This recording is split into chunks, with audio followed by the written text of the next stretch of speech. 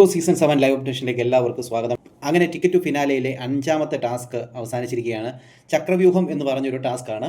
Activity area വെച്ചാണ് ഈ ഒരു ടാസ്ക് നടന്നത്.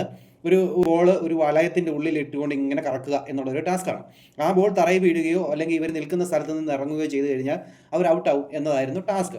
അതനുസരിച്ച് ടാസ്ക് തുടങ്ങി. പലർക്കും ഈ ടാസ്ക് ചെയ്യാൻ അറിയത്തില്ലായിരുന്നു. ആനിമോൾക്കൊന്നും അത് അങ്ങോട്ട് കറക്കിയിട്ടും അത് കറങ്ങുന്നില്ലായിരുന്നു. ഒരു ബോളിൻ്റെ ഉള്ളിൽ ഈ ഒരു വളയത്തിൻ്റെ ഉള്ളിൽ ബോൾ ഇട്ട് ഇങ്ങനെ കറക്കുക എന്ന് പറയുമ്പം അത് വലിയ ബുദ്ധിമുട്ടായിട്ട് തോന്നി. അതുകൊണ്ട് തന്നെ അനുമോൾ ആദ്യം ഔട്ടായി, രണ്ടാമത് ആദില ഔട്ടായി, മൂന്നാമത് സാബ്മാൻ ഔട്ടായി, അക്ബർ നാലാമതായിട്ട് ഔട്ടായി, അഞ്ചാമതായി ആറാമതായി അനീഷ് ഔട്ടായി, ഏഴാമതായി നൂറ് ഔട്ടായി, എട്ടാമതായിട്ട് നെവിൻ ഔട്ടായിരിക്കുകയാണ്. 8 പോയിന്റോട് കൂടി നെവിനാണ് ജയിച്ചിരിക്കുന്നത്. 7 പോയിന്റാണ് നൂറയ്ക്ക്, അനീഷിന് 6 പോയിന്റ്.